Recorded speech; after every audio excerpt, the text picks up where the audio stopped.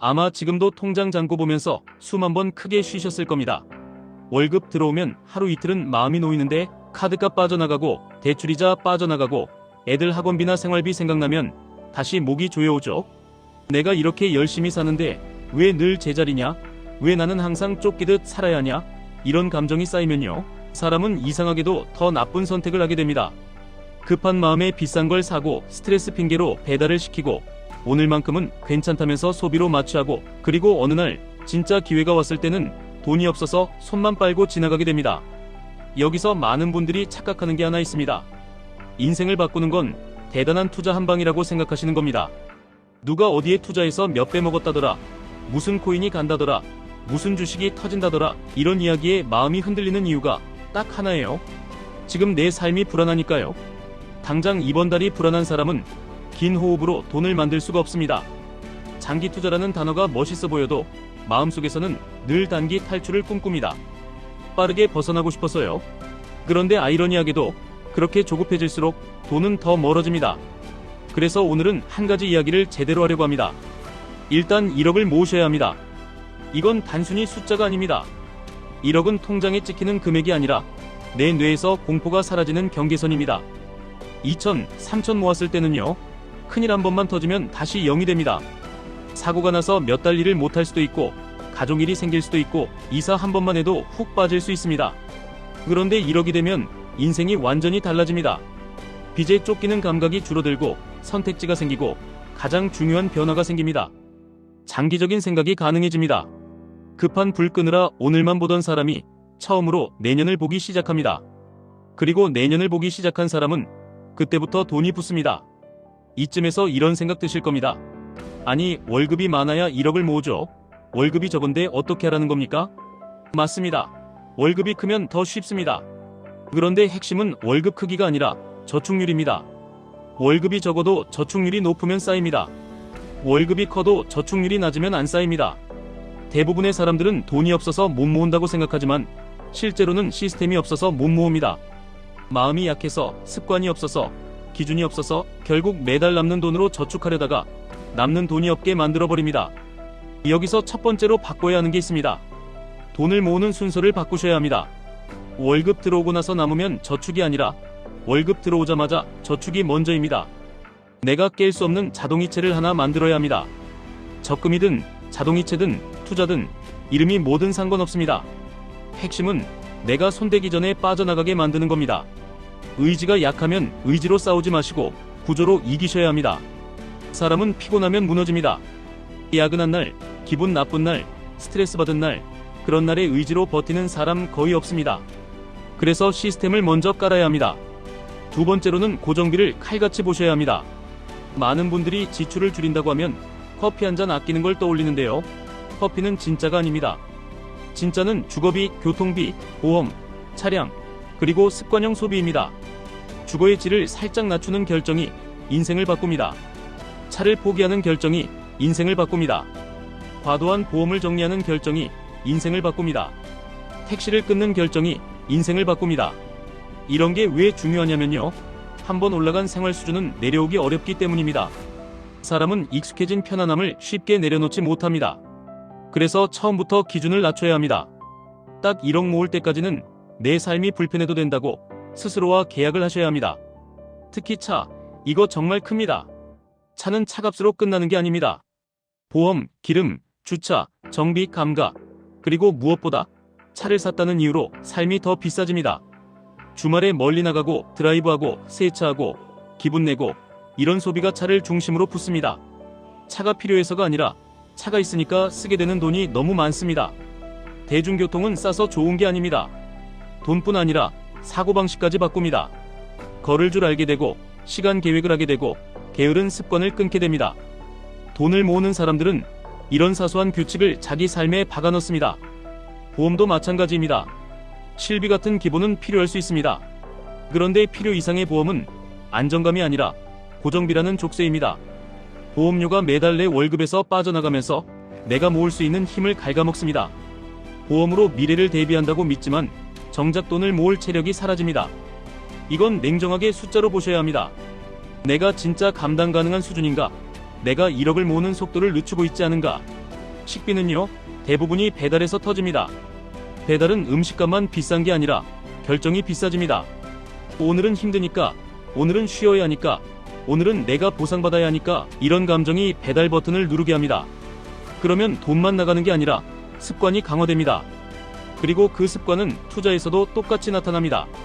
조금만 불안하면, 조금만 흔들리면 버튼을 눌러서 해결하려고 합니다. 배달로 스트레스를 푸는 뇌는 투자에서도 단타로 스트레스를 풀려고 합니다. 결국 같은 패턴입니다. 그래서 식비를 줄인다는 건 단순 절약이 아니라 내 뇌의 충동 회로를 끊는 훈련입니다. 여기서부터가 진짜 핵심입니다. 1억을 모으는 과정은 돈을 모으는 과정이 아니라 투자 마인드셋을 만드는 과정입니다. 이걸 멋있는 말로 포장할 필요 없습니다. 그냥 한 문장입니다. 지금의 편안함을 미래의 선택지로 바꾸는 능력입니다. 대부분의 사람들은 미래가 중요하다고 말하지만 오늘의 편안함을 포기하지 못합니다. 그래서 계속 같은 자리입니다. 그런데 1억을 모으겠다고 결심한 순간부터는요, 삶의 기준이 바뀝니다. 소비를 볼 때도 기준이 생깁니다. 이게 나를 1억에서 멀어지게 하나, 가까워지게 하나? 이 질문이 습관이 되면 인생이 바뀝니다. 그리고 1억이 가까워질수록 신기한 일이 벌어집니다. 돈이 돈을 부르는 게 아니라 사람이 사람이 되는 겁니다.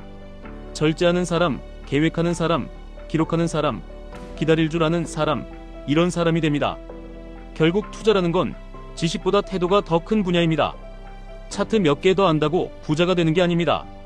기다릴 줄 아는 사람이 이깁니다. 흔들릴 때 기준을 지키는 사람이 이깁니다. 그래서 1억을 만드는 습관은 이후의 투자에서도 그대로 복리로 터집니다.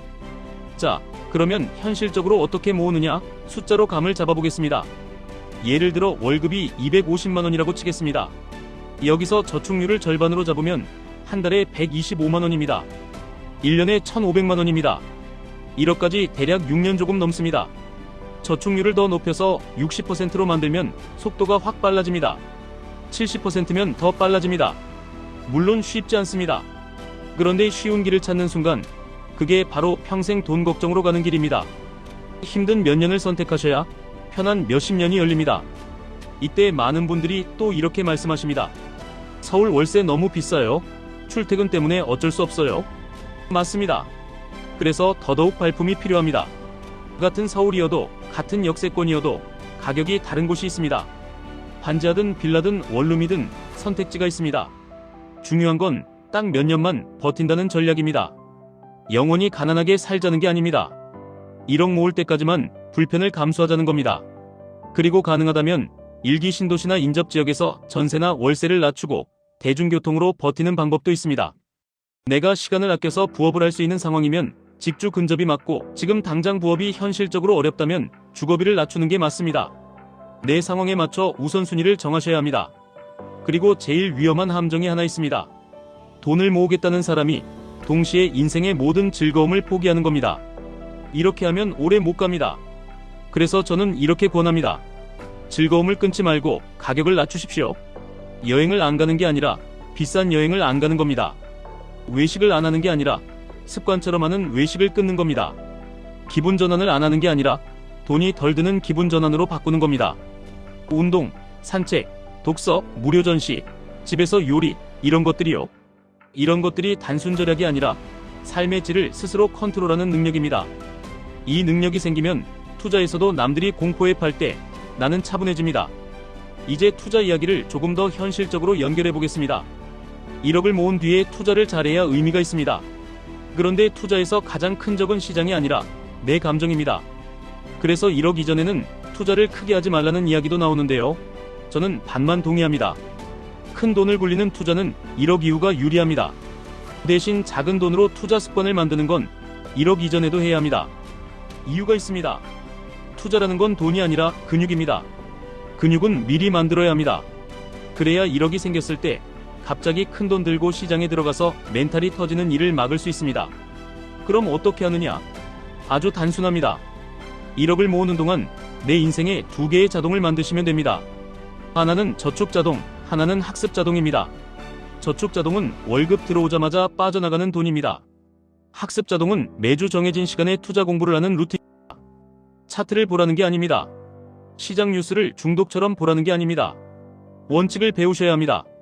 분산, 비용, 장기, 리밸런싱, 세금 구조, 이런 기본을요.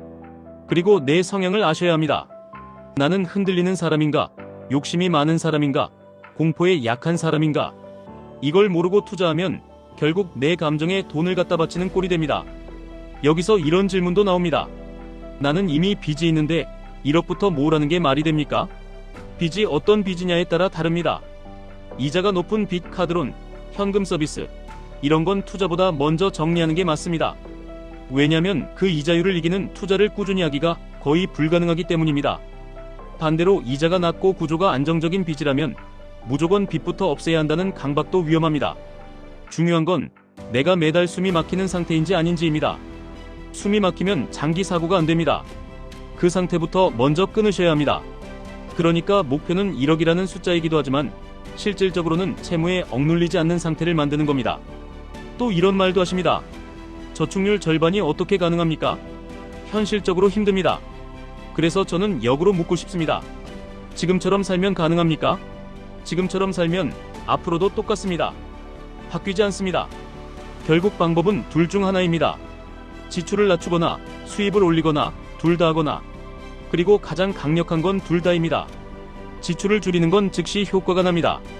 수입을 올리는 건 시간이 걸리지만 폭발력이 큽니다. 그래서 20대, 30대 초반에는 역량을 끌어올리는데 올인하라는 이야기가 나옵니다. 여행이 나쁜 게 아니라 역량을 올리지 못한 채 시간만 흘려보내는 게 치명적인 겁니다. 시간이 가장 비쌉니다. 젊을 때의 집중력, 체력, 학습력은 돈으로 못 삽니다. 제가 오늘 드리고 싶은 메시지는 딱 하나입니다. 1억은 돈의 문제가 아니라 사람의 문제입니다. 1억을 모으는 사람은 1억 이후에도 계속 모읍니다. 1억을 못 모으는 사람은 1억이 생겨도 다시 잃습니다. 돈의 크기가 아니라 습관의 크기입니다. 그래서 지금 당장 하셔야 할 건 거창한 목표를 세우는 게 아닙니다. 아주 작은 규칙을 하나 정하는 겁니다. 월급날 다음 날까지는 절대 아무것도 사지 않는다. 배달은 주에 한 번만 한다. 택시는 한 달에 2번만 탄다. 보험 점검을 이번 달 안에 끝낸다. 주거비를 낮출 방안을 다음 주까지 찾는다. 이런 식으로요. 그리고 그 규칙을 지키는 사람이 되셔야 합니다. 나는 규칙을 지키는 사람이다. 이 정체성이 생기면 투자에서도 원칙을 지키게 됩니다. 마지막으로 한 가지 더 말씀드리겠습니다. 1억을 모으는 동안 가장 무서운 적은 포기입니다. 누구나 중간에 흔들립니다. 친구들이 여행 가자고 합니다. 남들은 차를 뽑습니다. 남들은 좋은 집으로 갑니다. 인스타를 보면 다들 잘 삽니다. 그때 내 마음이 흔들릴 겁니다. 그때 기억하셔야 합니다. 남들이 보여주는 건 결과가 아니라 장면입니다. 그 장면을 보고 내 인생의 방향을 바꾸지 마십시오. 1억은 그 장면을 견디는 사람에게 주는 보상입니다. 견디는 동안 내 안에 생기는 절제, 인내, 계획, 그리고 장기 시야, 그게 진짜 자산입니다. 그러니까 오늘부터 딱 이렇게 시작하시면 됩니다. 월급 들어오자마자 빠져나가는 자동 하나 만드십시오. 그 자동은 절대 깨지 않게 하십시오. 그리고 고정비 한 가지를 이번 달에 반드시 낮추십시오. 주거비든 교통비든 보험이든 차든 가장 큰 것 하나를요. 마지막으로 매주 한번 투자 원칙을 공부하는 시간을 만드십시오. 차트 말고 원칙부터요. 이 세 가지를 6개월만 해도 삶의 공기가 달라집니다. 1년이면 표정이 달라지고 2년이면 선택지가 생기고 3년이면 주변이 달라집니다. 그리고 어느 날 통장에 1억이 찍히는 순간 그때 알게 되실 겁니다. 돈이 나를 바꾼 게 아니라 내가 나를 바꿨다는 걸요. 그때부터는 정말로 돈이 아니라 방향이 문제라는 걸 이해하게 됩니다. 그리고 방향을 가진 사람은 결국 돈 걱정을 끝냅니다.